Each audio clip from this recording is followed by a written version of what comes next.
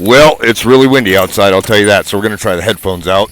I got to go start the Jeep and run over to the storage unit because we're going to try and take the wife out and see if we can get her snowboarding. Unfortunately, I got to go fix some stuff on her bindings. We broke a couple straps, so yeah, that was kind of a bummer. But that's all right because my split board happened to have the exact same straps that she needed because of the modifications that I did. So we'll go over that as I'm taking it apart. But in the meantime, I gotta get the wood stove ready. I already took care of the chickens this morning. Ooh, that serpentine belt, man. I've tried to tighten it. It doesn't work. It doesn't even actually have the right tensioner in it. And every time I try to buy it, they don't have it. But I figure we'll go say hi to the chickens, see how they're doing real quick. Hi, ladies. What is going on? Yeah, they look like they're kind of happy, huh? You'd think they'd be inside with how cold and windy it is, but they're not. They seem to like it outside. But anyway, I'm going to go ahead and get some stuff ready. I got some more things to grab, but before I clip this, I'm going to show you real quick basically what I do when I'm getting ready to go on a trip that's going to be gone for more than 4 hours. Remember those Idaho energy logs I told you about? There it is. Okay, it's compressed sawdust. These burn insanely hot, and they burn for a long time. So basically what I do is I'll open up my stove, because I have the TN10 from True North, in my bus. Yes, I live in a bus. But I'll go ahead and stir that up like that, and I'll take this one log, and I'll throw it all the way in there, just like that. Find one more tiny piece of wood, kind of like this, you know, and I'll stuff that in just next to it, just like that, so it looks like that on the inside. I'm going to close it up, and then I'm going to dampen about halfway down.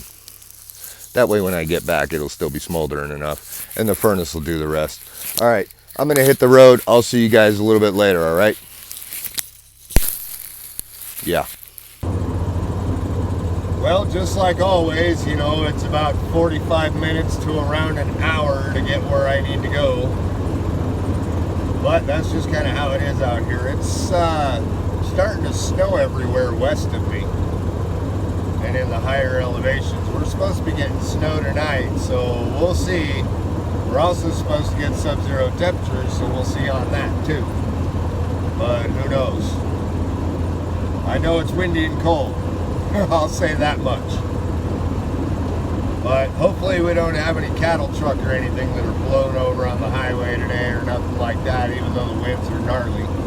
I'm going to see what they look like when I go up over what we call Cardwell Hill. Other people just call it a little itty bitty pass. And get to our destination, and then we'll get into the good stuff, alright? So I will see you guys in a bit. Well, how's it going? I finally made it. The snow's going to be catching up soon, so I don't have much time. But I figured I'd show you what went wrong with the board after we were done snowboarding and why I'm here anyway. See this piece right here? That used to be one of these ankle straps. It snapped when we were cleaning the board off, so now I got to replace it. The good news is that I actually have the same strap system right here on the top of my binding from when I modified mine for my backcountry setup. Now, the reason I did the modification on mine is because I run a hard boot setup as well, and I really liked the stability when you're traversing up a slope at steep angles of the hard boot, but I like the comfort of the soft boot, so I went ahead and modified the bindings. So I'm going to get this switched, and then after that, I'll show you the hard boot setup and show you why basically I went ahead and did what I did to my soft boot setup, alright? So I'll be right back. Well, remember how I told you it'd be a good idea to have one of those Dakine toolkits in your backcountry bag? That little tune kit has got one of these little universal drivers in it that happens to have all your little bits inside, on the inside right there.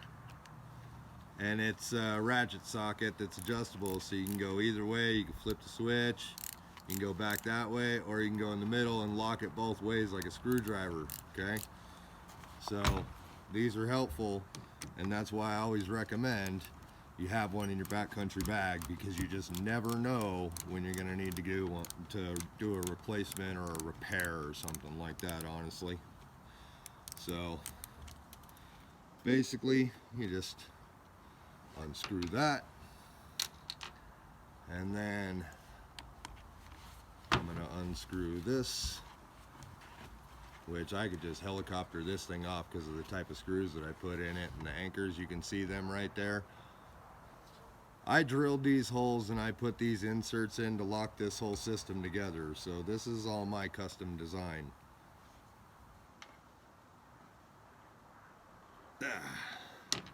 I don't know if I can get that piece out, so I'm just going to go ahead and use the insert from the other one, from the original binding, so that I can replace all this stuff.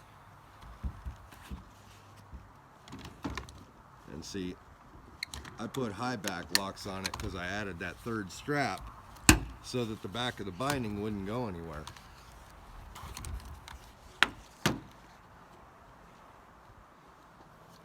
It's like I said, people see my setup and they thought I was nuts.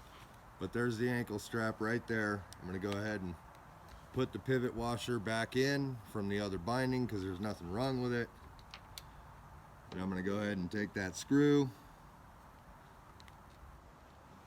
and just install this right back onto the binding, and it is done. All I got to do is the other side. Just like that.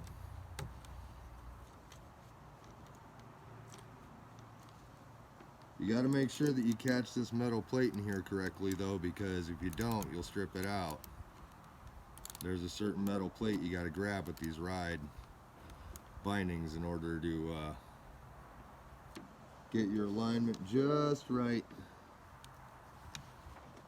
And I'll show you this here in a second as soon as I get this. There we go. Perfect. All right. So, I don't know how well you're going to be able to see this. I'll pick those up in a second because they don't matter. Right in here on the inside of the binding, there's that little itty bitty plate right there. That's what that screw on this side goes into, so you got to make sure you don't strip it out because it's really, really thin, all right? So I'm going to go ahead and get the rest of this squared away, and I'll see you guys in a sec when I'm done.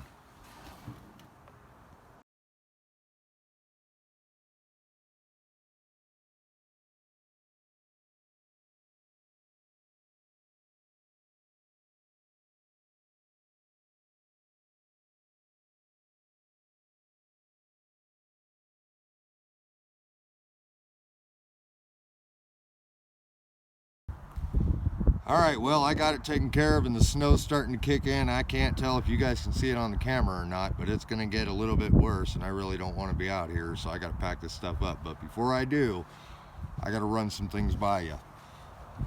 That was the ladder that broke off of the ankle strap of her binding. I didn't have the other one of these, otherwise I could have put it back on, but as you can see, that strap was bleached too, so I went ahead and replaced it. This ladder, on the other hand, wasn't bleached, so I was like, but I replaced it anyway because I didn't want to take the chance. You can't lose an ankle strap. You can lose a toe. You can't lose an ankle strap. The other one, on the other hand, was not in good shape. As you can see, it had cracked. It was ready to snap. It's a little sun bleached. It was just bad news.